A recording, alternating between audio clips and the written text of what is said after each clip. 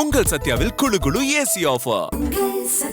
தேர்தல் ஆணையத்தின் எஸ்ஐஆர் முறைகேடுகளுக்கு எதிர்ப்பு தெரிவித்து எஸ்ஐஆர் தீர்ப்பாய நீதிபதி டி.எஸ். சிவஞானம் தனது பதவியை ராஜினாமா செய்திருப்பது பரபரப்பை ஏற்படுத்தியுள்ளது. மேற்கு வங்க மாநிலத்தில் இறுதி வாக்காளர் பட்டியல் வெளியிட்ட போது 90 லட்சம் வாக்காளர்கள் நீக்கப்பட்டனர்.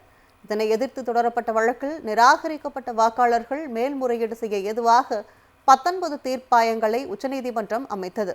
இதனிடையே எஸ்ஐஆர் தொடர்பான தீர்ப்பாய நீதிபதியாக நியமிக்கப்பட்ட ஓய்வு பெற்ற உயர்நீதிமன்ற நீதிபதி டி.எஸ். சிவஞானம் கொல்கத்தா மற்றும் 24 வடக்கு பர்கானாஸ் மாவட்டங்களில் உள்ள தொகுதிகளின் வாக்காளர் மனுக்களை பரிசீலித்து வந்தார். நீதிபதி சிவஞானம் 1717 மனுக்களை ஆய்வு செய்து அவர்களை வாக்காளர் பட்டியலில் சேர்க்க வேண்டும் என பரிந்துரை செய்திருந்தார். ஆனால் தேர்தல் ஆணையம் 1607 பெயர்களை மட்டுமே வாக்காளர் பட்டியலில் சேர்த்தது.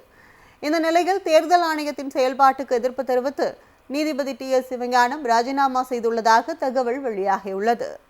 தேர்தல் ஆணையத்தின் எஸ்ஐஆர் முறைகேடுகளுக்கு எதிர்ப்பு தெரிவித்து எஸ்ஐஆர் தீர்ப்பாய நீதிபதி டி.எஸ். சிவஞானம் தனது பதவியை ராஜினாமா செய்திருப்பது பரபரப்பை ஏற்படுத்தியுள்ளது.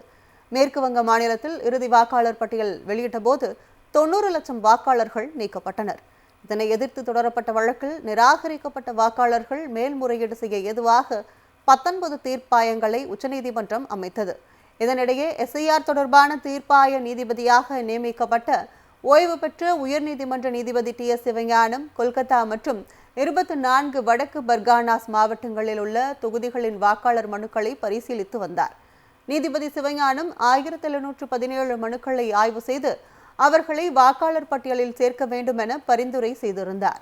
ஆனால் தேர்தல் ஆணையம் 1607 பெயர்களை மட்டுமே வாக்காளர் பட்டியலில் சேர்த்தது. இந்த நிலையில் தேர்தல் ஆணையத்தின் செயல்பாட்டுக்கு எதிர்ப்பு தெரிவித்து நீதிபதி டி.எஸ். சிவஞானம் ராஜினாமா செய்துள்ளதாக தகவல் வெளியாகியுள்ளது. உங்கள் சத்யாவில் குளு குளு ஏசி ஆஃபர்.